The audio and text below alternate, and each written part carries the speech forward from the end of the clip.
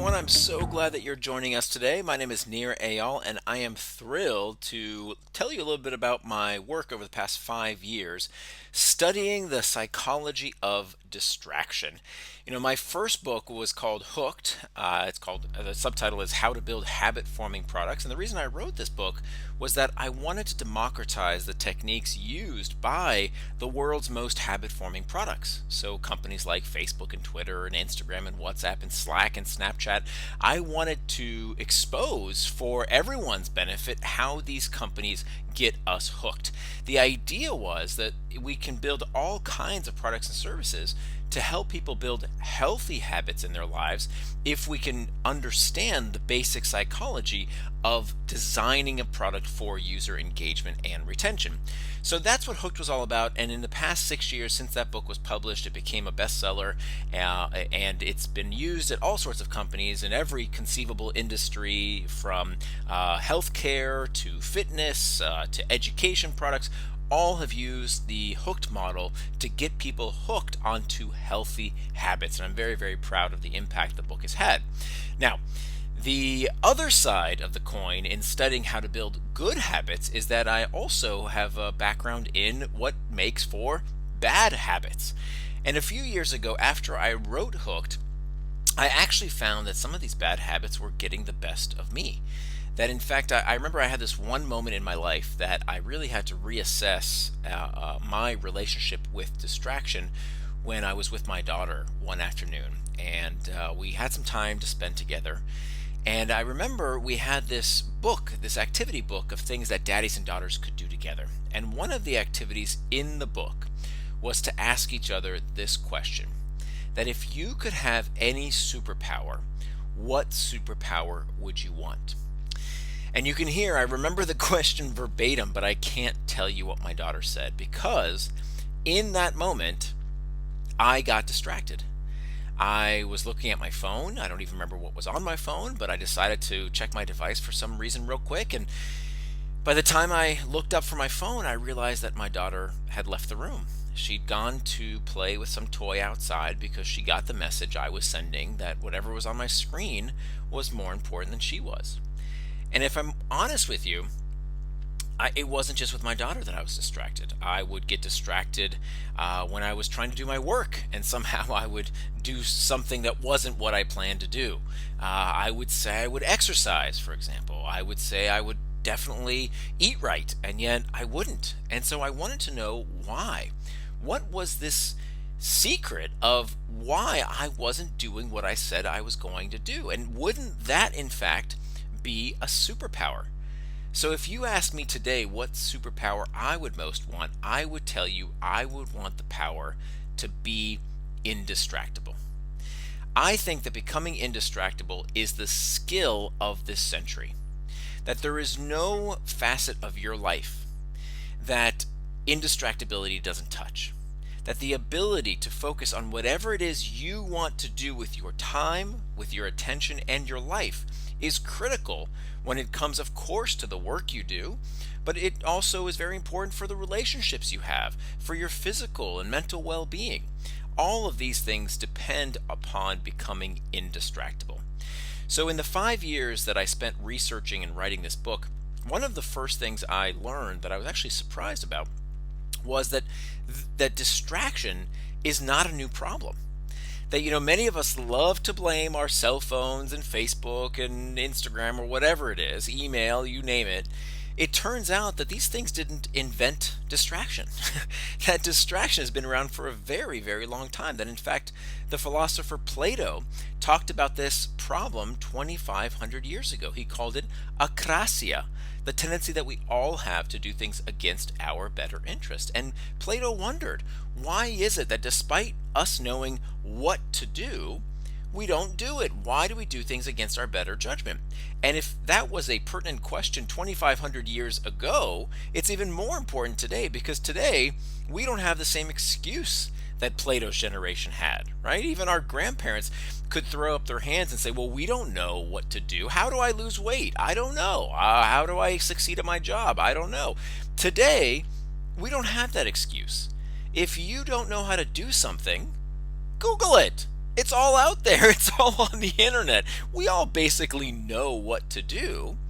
The problem is we don't know how to stop getting distracted.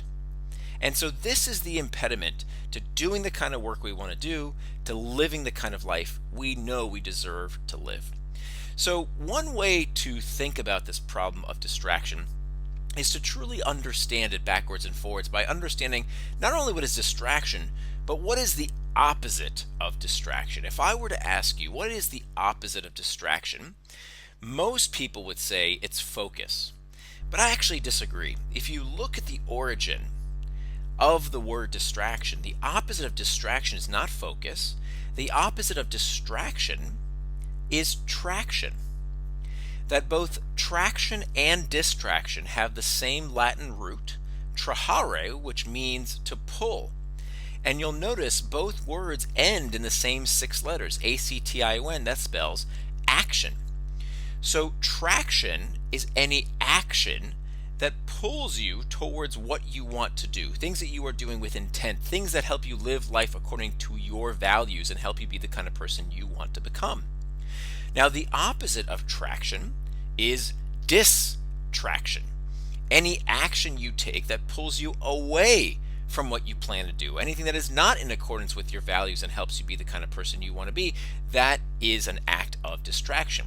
Now, why is this dichotomy so important?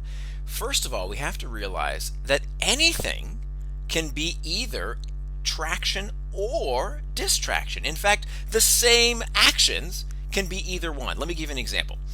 How many times have you sat at your desk and said to yourself, okay, now I'm going to focus. Now I'm going to concentrate. I'm going to stop procrastinating. I'm not going to get distracted. I'm going to work on that big project. I'm going to finish that proposal, that presentation, whatever it is that I've been putting off. Here I go. I'm going to get started right away. But first, let me check email, right? How often does that happen to us? Let me just check those Slack channels, or let me just do that one thing on my to-do list. And we think we're being productive. We think we are acting in accordance to what we really want to do, but we're not.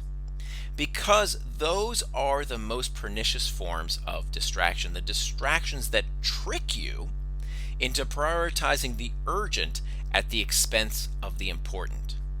And so we really have to be on guard for those things that feel productive. Oh, I'm just going to check email real quick. That's something I have to do anyway, right? Wrong. It's still a distraction. It's even more of a distraction than playing video games or scrolling Facebook because it's tricked you, because it's not obvious to you that is not the action you intended to take. So just like anything can be a distraction, anything can be traction. So today, you hear a lot of people selling a lot of books and speaking at a lot of conferences and a lot of clickbaity headlines telling us that technology is melting our brains, that Facebook's algorithms are hijacking our brains, that everything's so addictive. And I'm here to tell you that is utter and complete rubbish. And I wrote the book Hooked, and I taught for many years at Stanford Graduate School of Business teaching exactly how this works. And I'm telling you that is media mumbo jumbo. It's not true. There is no judgment call around these behaviors. Look, if you want to spend time on Facebook or Instagram or Netflix or watching football or whatever it is you like to do with your time, there's nothing wrong with any of it. Or at least not, in my book, if you want to do that stuff and it's according to your values, enjoy it. But here's the difference. The difference between traction and distraction is one word. And that one word is intent. If you intend to go on Facebook or Instagram or watch something on Netflix, I want you to do it. Enjoy it. If it's according to your values and you've intended to do it in advance, I want you to do it without guilt. Now it's traction. So you can take something that was a distraction and turn it into traction by making it something that you intend to do. Remember, the time you plan to waste is not wasted time. So we'll get more into traction and distraction in a minute, but let me just talk about the things that prompt us to take these actions, either traction or distraction. The first type of trigger is called an external trigger, and this is what we tend to blame. These are the pings, the dings, the rings, all of these things in our outside environment that can lead us to either traction or distraction. We'll get back to what do we do about these external triggers in just a minute, but what I want to talk about for a few minutes here is the most prevalent source of distraction. The number one cause of distraction, believe it or not, is not the pings and dings in your life. It's not the external triggers. It's not what's happening outside of us, but rather it is what is going on inside of us. These are called internal triggers. Internal triggers are uncomfortable emotional states that we seek to escape from. And if we are to tackle distraction and finally overcome it and get more traction as opposed to distraction in our day, this has to be where we start. Because you see, in order to answer Plato's 2,500-year-old question of why do we do things against our better interest, what is the nature of distraction, we have to actually ask ourselves a more basic question, a more fundamental concern of, wait a minute, why do we do anything actually? What's the nature of human motivation? And what you will discover, and then this shocked me, is that most of us have a misperception of why we do what we do. You see, most people think motivation is all about carrots and sticks, right? It's about the pursuit of pleasure and the avoidance of pain. Jeremy Bentham said this, Sigmund Freud said this. Unfortunately, when you look deeper into what's happening in the brain on a neurological basis, it's wrong. It's not true. Because what motivates us is not the pursuit of pleasure and the avoidance of pain, but rather one thing, not two. It's all about the desire to escape discomfort. Everything you do is about a desire to escape discomfort. This is called the homeostatic response. We know this to be true physically. Think about it. Common sense tells us, hey, when your body feels cold, you put on a jacket. When it's too hot, you take it off. When you feel hunger pangs, you eat. When you eat too much, now you're stuffed, you stop eating. So these are physiological reactions, and the same thing holds true for our psychological reactions. When we're feeling lonely, we check Facebook. When we're uncertain, we Google. When we're bored, well, there's lots of solutions for boredom. We check Pinterest and Reddit and YouTube, you name it. All of these things cater to uncomfortable sensations. So that therefore means if all human behavior is prompted by a desire to escape discomfort, by the way, even the pursuit of pleasurable sensations are psychologically destabilizing. Wanting, craving, desire, all of those things are in fact uncomfortable. Even if it's about the pursuit, the seeking, the wanting of something pleasurable. So if all human behavior is prompted by a desire to escape discomfort, that therefore means that time management is pain management. And so the first step to becoming indistractable is to understand the discomfort we are trying to escape. Listen, I've read pretty much every book on productivity and time management, and I've read all the life hacks, I've listened to all the gurus, and I'm here to tell you that none of that stuff works. None of it works if you first and foremost don't deal with what is causing you to want to escape. What is the discomfort that you are feeling? That has to be where we start our journey to becoming indistractable, mastering our internal triggers. You see, because there's only one of two things we can do about these uncomfortable states. We can either fix the source of the problem, understand what is causing us that discomfort, and fix it, or learn to cope with that discomfort. So let me give you a few techniques that can help you master these internal triggers. Now, there's a lot more in the book that I won't have time to share today, but I just want to give you just a few techniques. First thing that psychologists can tell us is that we can note the sensation. Noting the sensation is a very powerful step to just simply write down what is that sensation we're experiencing.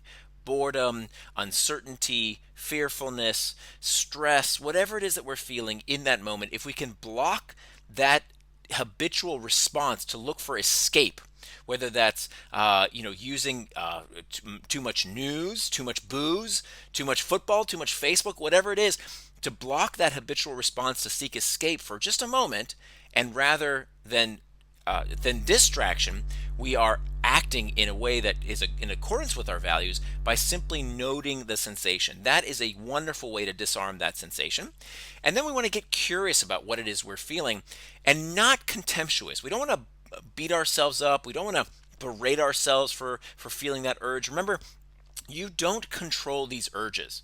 You don't control your feelings. Okay, many people don't realize this. You do not control your feelings and urges any more than you would control the urge to sneeze. Can you control the urge to sneeze? Of course not. Once you feel the urge to sneeze, it's there. You didn't will it to be there. What you can do is decide what you do with that sensation, right? How you respond, hence the word responsibility to that urge, to that sensation. So one technique we can use is called surfing the urge. So we can use what we call the 10-minute rule, which I go into depth in the book around how to use. It's a very, very effective technique, which tells us we can actually give in to any temptation, do whatever it is that is potentially distracting us in just 10 minutes of surfing the urge, of sitting with that sensation for just a few minutes, getting curious about it, not contemptuous, getting curious about it.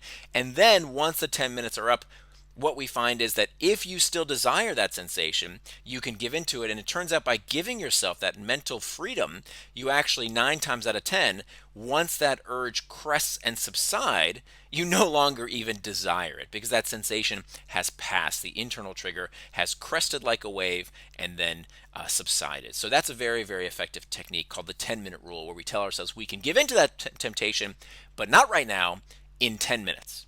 Now, the next step, there's a lot more. I'm flying through this because there's so much in the 5 years of research that I've done, but I just want to give you a few very practical tips here. The next step here, the next strategy to becoming indistractable is about making time for traction. You see, here's the thing. You cannot call something a distraction unless you know what it is distracting you from. So many people out there have a blank calendar. And they say how distracted they are all day, and they say they have a million things on their to-do list, and yet, here's the thing. If you don't know what it is you wanted to do with your time, you have no right to complain. If you haven't planned out down to the minute what you want to do with your time, somebody is going to schedule that time for you. And I know what some of you are thinking. Oh, that's too rigid. I can't do that. I don't want to live my life like this. I need to be spontaneous. I need to be creative with my time, right? I can't budget my time like this. That's too much work. I hear you. I understand. And look, if you're doing everything you want to do on your to-do list every day, you tuned into the wrong webinar. Okay? But if you have that mile-long to-do list, that day after day, you have been recycling from one day to the next because you read some book on how to get things done that told you all you have to do is put things on a magical to-do list and it'll get done, and yet you're not getting things done, I ask you to consider whether this is working out for you. And if it is working out for you, keep doing whatever you're doing. But if you find that you're not doing what it is you want to do with your time, that you're not living your life according to your values, how about we try something else? Let's plan just one day a week. You know what? Heck, let's plan one afternoon a week. And I want you to plan the time, not the output. You see, to-do lists are actually destroying your productivity. To-do lists do nothing but make you feel guilty about not finishing what you said you were going to do. I talked to hundreds of people. Every single person I talked to about using this to-do list technique, when I said, when was the last time you didn't finish everything on your to-do list? Ask yourself, when was the last time you didn't finish everything on your to-do list? You know what they tell me? Today, yesterday, day before that, day before that. It doesn't work. You know why it doesn't work? Because a to-do list is a register of output. But you can't have output without input. Well, what's the input to create the output that you do? If you're a knowledge worker, your input is two things: time and attention.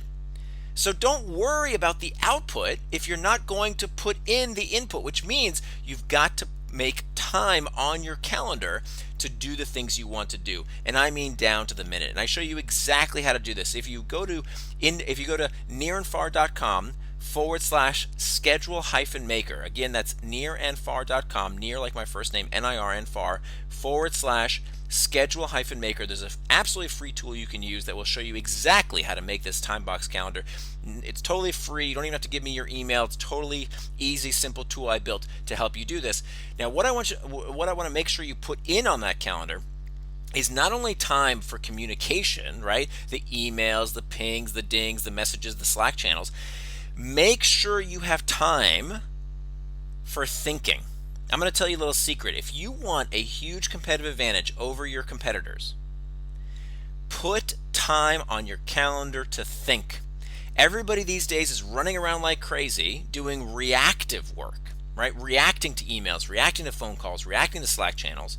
The people who win, the people who come up with the best ideas, the people who are happier and more productive in life are the people who plan the time and protect it. They defend it to think, to strategize, to plan. But that time will not happen if you don't hold it on your calendar.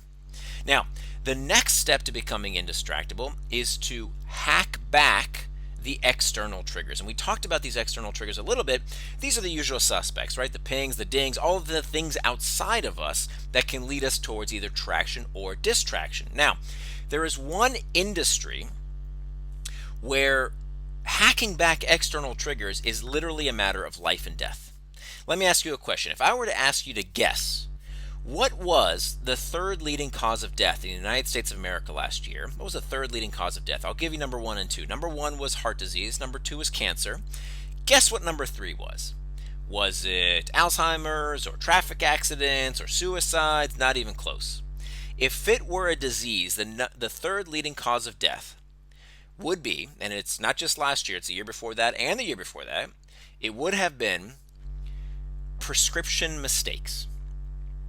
People inside hospitals getting the wrong medication or the wrong dosage of medication from healthcare practitioners inside the hospital, believe it or not. And it turns out this problem is 100% caused by distraction. Why does it happen? Because studies have found that on average, when a nurse is dosing out medication, he or she is interrupted on average 10 times per dosing round. And that causes all of these mistakes. And it's 100% preventable human error that caused this problem. So this is something that a lot of hospitals in America just think, what are you going to do? It's just the cost of doing business. Until a group of nurses from UCSF decided to take on this challenge, and they found a way to reduce this problem. They reduced the number of prescription mistakes by, get this, 88%. They almost eliminated this problem. How did they do it? Vests. Cheap plastic vests that nurses wore that said drug round in progress, do not disturb. This almost eliminated the problem because it hacked back, it eliminated the external triggers that caused them to do something they didn't intend to do. They got distracted previously, now they didn't because they hacked back the external trigger. Well, why am I telling you this story? I'm guessing very few of you are nurses. Why am I telling you this? Because we can do this in the office setting as well. So in the office, particularly if you work in an open floor plan office, you can use a sign like this. I call it the screen sign, where you simply put this on your computer monitor and it tells your colleagues, hey, I'm indistractable at the moment, please come back later. If you're lucky enough to have an office door, you can put a sign on this door that says, I'm indistractable right now, please come back at a certain time.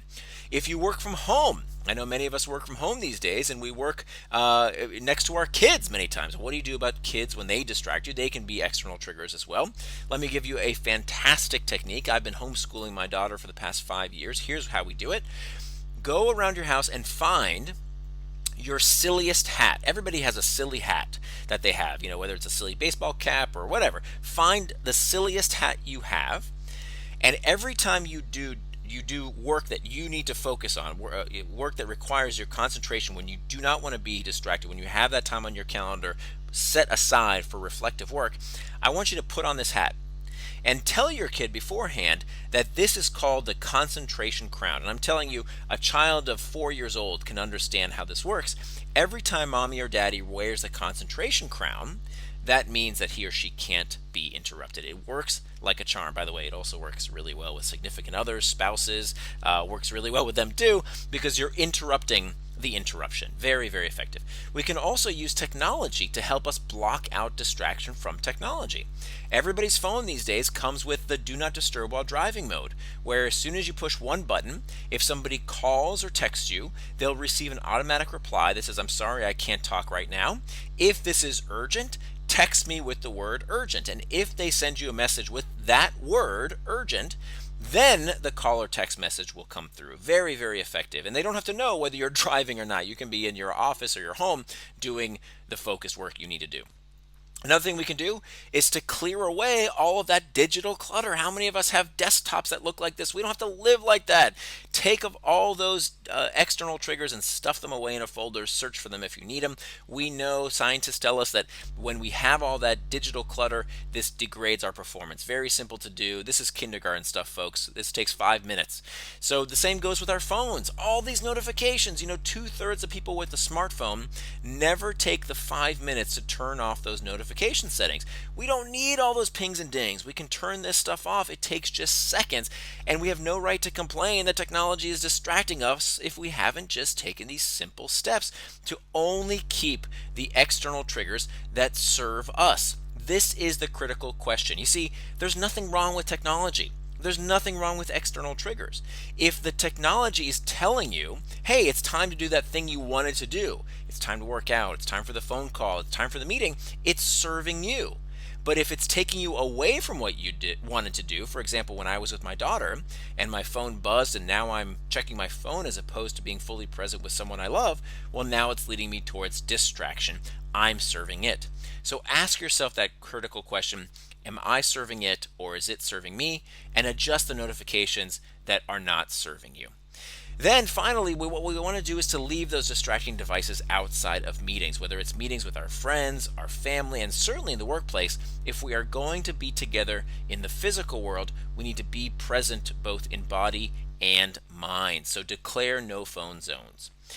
The last strategy to becoming indistractable is to prevent distractions with pacts. Now, this is the last resort. This is the thing we do as a fail-safe, as a firewall to prevent distraction. And the first recorded case of someone using one of these pacts comes to us from the 2,500-year-old story of Ulysses, told by Homer. This is the story of a Greek hero who has to sail his ship past the island of the Sirens. Now, the Sirens are these mythical creatures that sing this magical song, and any sailor who hears the siren song sails their ship onto the Sirens Island, where the ship crashes and dies. Okay? Now, Ulysses knows this is going to happen, and he makes a pact. He makes a pre-commitment with himself and his crew. Here's what he does.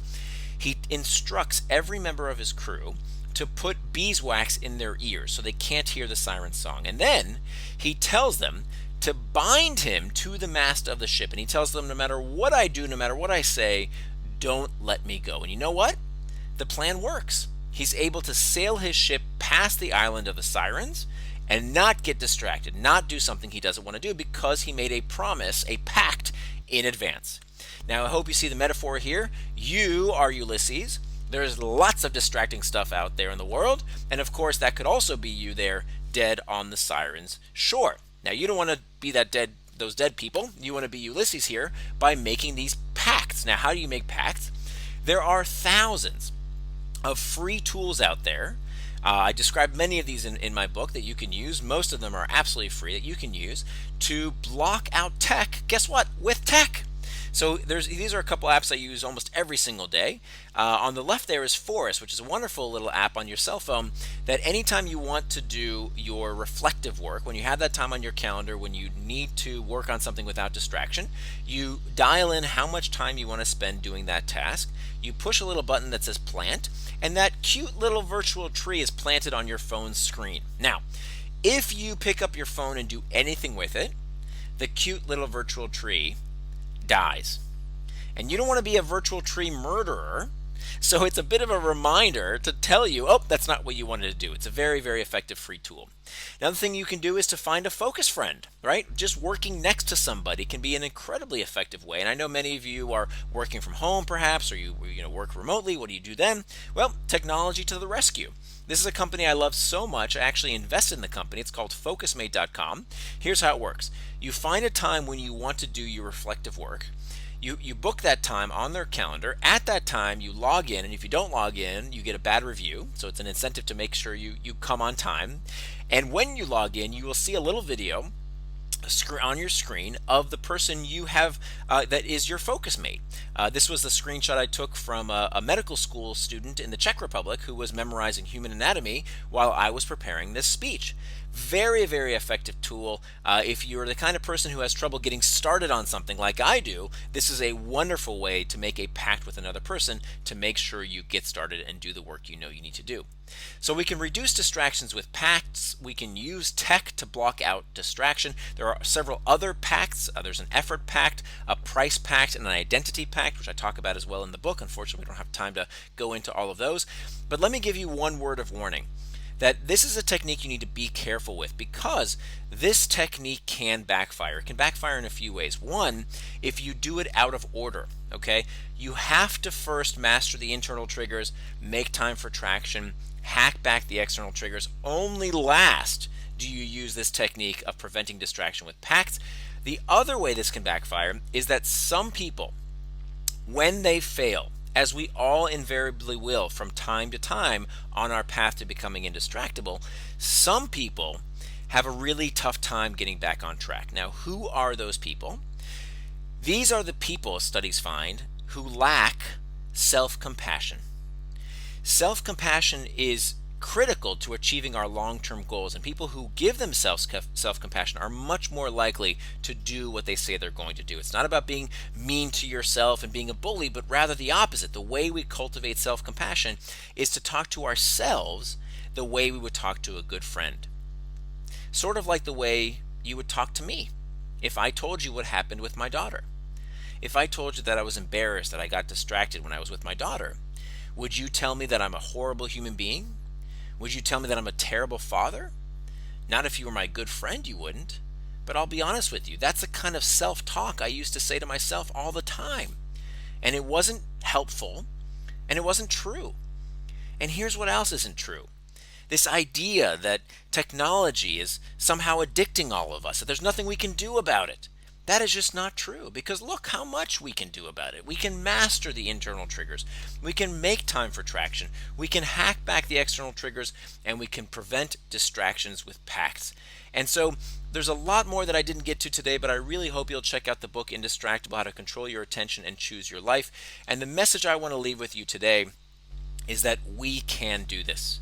I really believe, from my experience of the past 5 years of researching this book, applying these techniques to my own life, that anyone can become indistractable, that we can get the best out of these devices and these tools and these technologies without letting them get the best of us. We can all become indistractable.